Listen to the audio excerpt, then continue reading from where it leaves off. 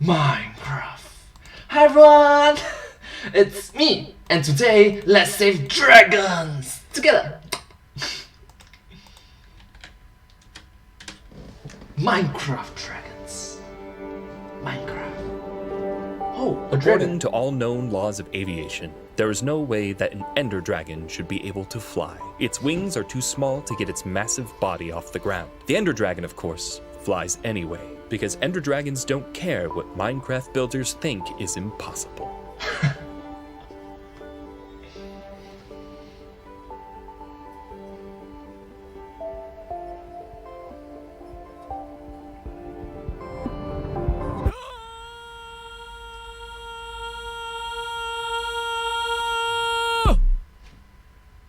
Hello, Internet! Welcome to Game Theory. Ouch. Hello Internet, welcome to Game Theory. Ouch, that hurts. The show that's closing in on 15 million subscribers. By the way, did you know that every time you ring the notification bell, an ender dragon gets its wings? It's true. Try it. Oh, there's one right now. Look at him go. So majestic. You did that. You. And sure, I get that some of you... Yeah, do you know you can subscribe to my channel as well? Thank you. Thank you so much.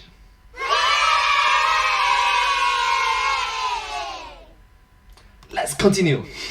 might not want to give an ender dragon anything since it's, you know, the brutally destructive final boss of Minecraft, but by the end of today's episode, I think you're gonna be changing your mind. I think you'll also be wanting to snap up some of the new back-to-school theoryware we just launched. Yeah, it wasn't a great transition, but I had to figure out a way to let you know that the new Game Theory backpack, pencil case, and keychain supplies are starting to run out, so make sure you grab them before they go the way of the ender dragon, extinct. Need something that can fit 5 honors textbooks and 3 binders because you're a smart theorist? Boom! This bag can handle the load. Or maybe you're not in school and you're going on a hike or doing some extracurriculars or just doing some traveling. Well, with pockets galore and tons of straps, you'll be going strong while on the go with this newest batch of theoryware, so make sure you grab it before it's gone. Now, today's theory is a bit overdue in my Minecraft lore series, considering that my first video started at, funnily enough, the end with a capital E, that is. In that episode, I mentioned the Ender Dragon only briefly, speculating that, based on the achievement for defeating it, titled Free the End, it seemed that the Ender Dragon was a tyrant oppressing the society of Endermen. But, after digging into more of the game's secrets, I don't think that's the case anymore. Or, at least it's not the full story. Sure, it might be easy to look at the Endermen, the descendants of an ancient builder civilization transformed by spending generations in the end and subsisting off of a diet of chorus fruit, and presume that they must be at the mercy of this powerful dragon that rules over them. But if we dig into the evidence, it actually tells us something very different. So today we're gonna focus on Jean and her story. Oh, sorry, is that name not ringing any bells for you? Well, it should. It's confirmed by Minecraft creator Notch and other members of the Minecraft development team that Jean is the official canonical name of the Ender Dragon. Hello, my name is Jin. I am a dragon. Please don't kill me. I'm going to... Oh, never mind. Apparently, Minecraft Steve got his name the exact same way. A random comment by the franchise's creator, so as far as I'm concerned, these two names are equally official. Anyway, today is all about Jean and how we as the player have been ignorant to the fact that for the past decade, the game has been begging, nearly screaming at us to not kill her. That's right, we're supposed to spare the Ender Dragon. But to understand why, let's start at the beginning of the end. So, to call Jean the Ender Dragon is a bit misleading. Sure, she's the only dragon found in the end, but the important detail we tend to overlook is that it wasn't always that way. The end gives us clues that, at least at one point in history, multiple Ender Dragons made their home here. For evidence of this, just look at the End ships found throughout the dimension. These things have dragon heads mounted onto their masts, clearly the spoils of battles against dragons that once populated this world. And this already tells us a lot of different things. Not only that dragons, plural, once existed in this realm, but also that a dragon hunting civilization existed. A hunter civilization that apparently must have been pretty successful, judging by the dragon heads found at the mast. And if you're asking who these dragon hunters were, well, I think the answer at this point should be fairly obvious. That society of ancient builders that we've been tracking ever since episode 1 of this Minecraft lore series. Whoever constructed these massive flying ships were clearly builders. The End ship is just this impressive feat of engineering with floors constructed from the finest obsidian. There's also the fact that the ship is protected by shulkers, a mob that you might be tempted to write off as just a weird creature shoved into the end to round out the enemies found there, but it is so much more. You see, if you read the entry for the shulker in my favorite go-to Minecraft lore book, The Mob Bestiary, The legendary Minecraft The legendary Minecraft Mob Bestiary. I did pronounce it correctly. which, as a reminder, is written from the perspective of an in-world adventurer and researcher, the shulker's purpur blocks might actually be man-made. To quote from the book, the exterior of the shulker may be a natural adaptation to help conceal it, or it may be engineered by the city's architects. Someone engineered a living mob. That is a weird thing to call out there, book. What a huge logical leap to make. I don't know about you, but it seems to me like it's heavily implying that that is the right answer. That the shulkers were actually engineered by builders. Still, whether these shulkers are a feat of bioengineering or just an instance of cleverly domesticating a native end species, one thing is clear: whoever built the end ships were serious about science. So why were the builders hunting The signs! dragons? Were they merely trophy hunting, tracking down the biggest and most dangerous game just because they could? We've talked in past theories how the civilization demonstrated a lot of hubris, convinced that their ability to build gave them the power of gods, with power over life and death. So could the war against dragons just be another extension of that? Maybe, but I don't think it's just that. Case in point, the Elytra capes that enable the player to fly. These capes are kind of like the final reward in a traditional game of Minecraft. You beat the dragon, you get access to the end ship, and boom, you find this unique item that can only be found here. And not only are they exclusive to the end ships, but they have a texture and use that all but screams that they were made from the remains of defeated dragons. We clip their wings so that we ourselves could obtain the power of flight. I don't think it's a coincidence that the one major flying item that we obtain is being done in the one world where the main mob is a giant flying dragon. When the builders got to the end, they saw something they had yet to conquer: the skies. And so they were determined to tame those skies, just like they had done to the overworld and later the nether. Fun fact, by the way, even though Elytra seems to be a made-up fantasy word for dragon wings, the Elytra wings are actually based on real-life biology. Many insect species, especially beetles, possess Elytra, though in the real world, the Elytra wings themselves aren't used for flying, but instead as a protective outer coating covering the hind wings that the beetles actually use for flying. Anyway, with that little biology lesson out of the way, what I'm really interested in here is the story of the Ender Dragon. Thank you so much. Thank you so much for being so educational and knowledgeable. Let's get to the lore. Or, I guess I should say stories, because when you actually look at the evidence inside the game, it seems to suggest a tale of multiple competing forces. On one hand, we have the end ships, which seem to be pretty clear evidence that there were builders who were into dragon hunting. So the builders must have been anti-dragon, right?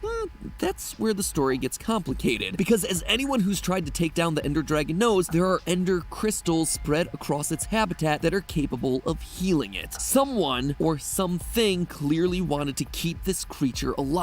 And not only that, but the end crystals themselves are not naturally forming. They're objects that are constructed artificially by combining an Eye of Ender and a gas tier and then encasing it all in glass. But what's especially telling about the end crystals is where you find them: on top of obsidian pillars and inside of protective cages. In short, it looks like someone has gone through a lot of steps to make this Ender Dragon harder to kill. Not only by creating the end crystals, but by putting them on top of pillars that would be a challenge to reach and then encasing them in a further protective barrier. And something tells me that Gene lacks the opposable thumbs capable of forging glass. Something else is going on here. Some series of builders really wanted this dragon to stay alive, and so they built an elaborate security system to make sure that that dragon stayed alive. And so we have evidence that suggests two conflicting stories: a ship that seems like the product of builders who are into slaying dragons, and a dragon protection defense grid that seems to be built for the opposite purpose. So what is going on here? Was there like a civil war? Did the builders who came to the end split into two factions, one side taking the role of dragon slayer and the other taking the role of dragon worshipper? If that was the case, why would anyone in their right mind side with the dragons? After all, the Ender Dragon is a hostile mob. Why would someone take it upon themselves to defend the dragons? Well, it seems to suggest that the hunters were too successful, to the point that they nearly hunted the Ender Dragon species to extinction. In real-world ecological studies, there's something called case selection theory that basically aims to explain how various animal species ensure that their offspring survive.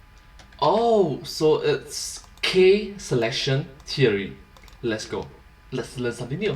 K-selection theory is founded on this constant trade-off between quality of offspring and quantity of offspring. On the quantity side of things, you have insects who can produce hundreds, thousands, even millions of tiny little babies in a lifetime. Needless to say that when you're laying that many eggs, each individual ant baby is not going to be getting a whole heck of a lot of tender love and care. On the complete opposite end of the spectrum, you got whales, with some species of whale like the sperm whale having a single baby every 5 to 7 years. This means that each individual whale baby is going to get a lot more parental investment. Its whale parents are going to spoil that thing like an only child. I bring this biological detour up because it brings up an interesting point about the animal kingdom. The larger an animal species is, the more likely it is to favor quality of offspring over quantity of offspring. Smaller animals like insects, rabbits, and birds can afford to have a lot of babies at once, while larger species like whales, elephants, and rhinos are much slower to reproduce. The ender dragon seems to fit with that latter category. But it is a really dangerous path to go if you think about it. Like, all these are qualities, but what if there's an earthquake, meteorite strike, the place, volcanic eruptions, poof, all of it just gone.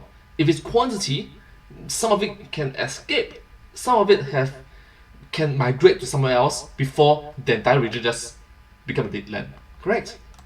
So must have a good balance between quality and quantity. Don't focus too much on being a quality. This is my only child. These two are my only child. I'm going to take care of them. Don't think about it that way. Sometimes quality and quantity must have a balance. Is massive, and it only leaves behind a single egg. But what this reproductive strategy also means is that megafauna, the big animals, while being attractive targets for hunters, are also the species that are most at risk of being hunted to extinction because of how slowly they reproduce. During the 1800s, for instance, the eastern Pacific gray whale was hunted for their blubber, nearly reaching the point of extinction. And mind you, these were not high-tech humans. These were guys in wooden ships powered by sails and armed with harpoons. Still, even with rudimentary tools, those guys were capable of making some substantial damage. More recently, the African elephant population has fallen from an estimated 12 million near the start of the 20th century to a mere 396,000 in the span of 100 years. Moreover, the size is dropping significantly. Like, think about it from the perspective of hunters.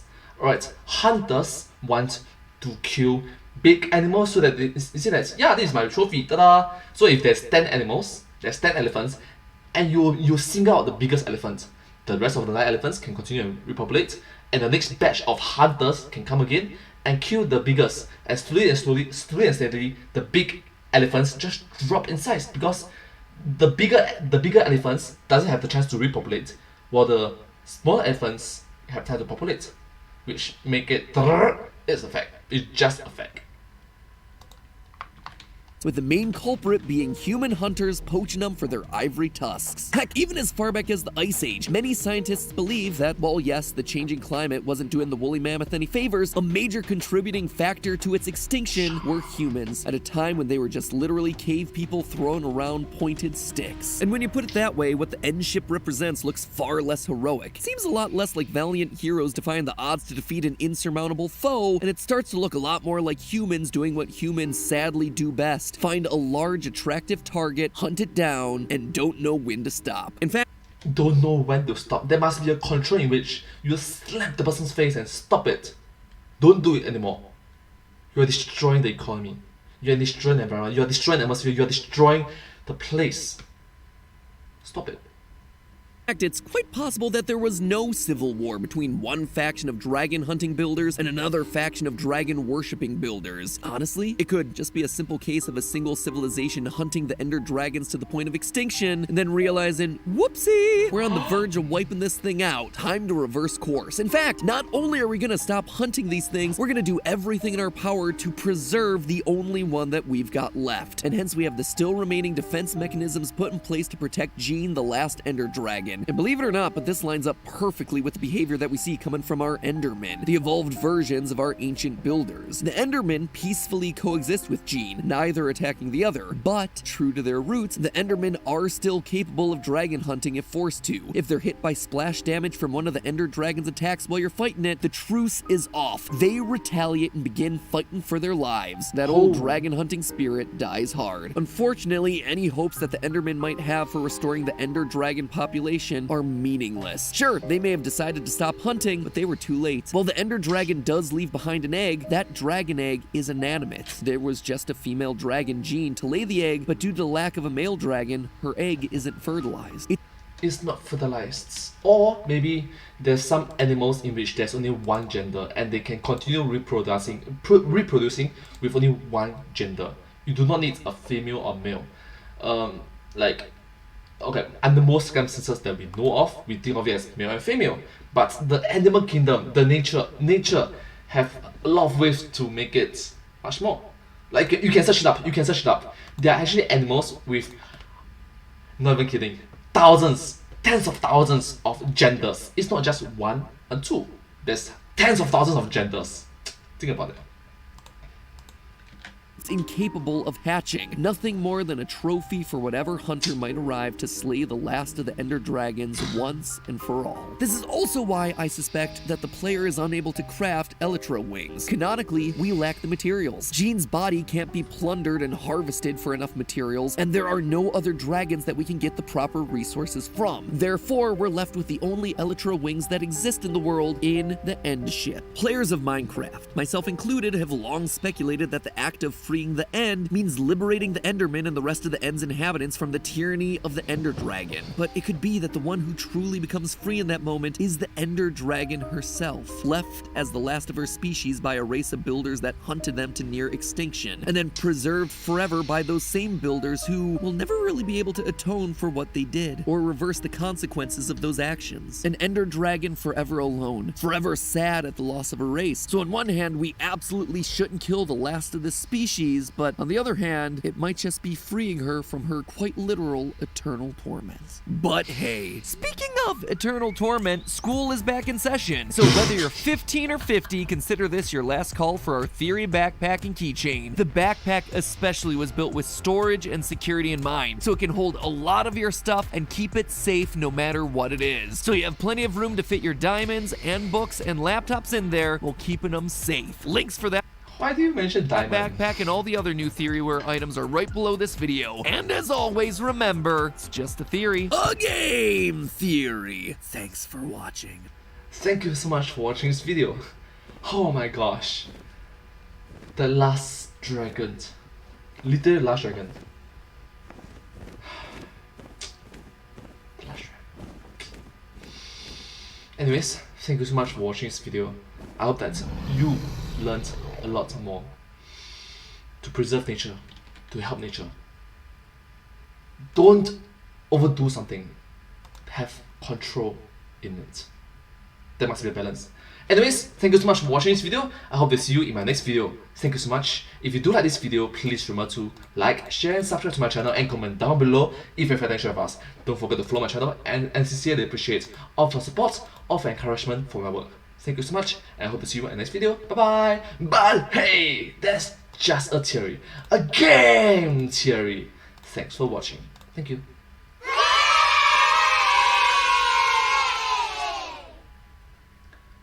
Thank you so much. Thank you. Thank you. Anyways, hope to see you in my next video. Bye bye. Subscribe.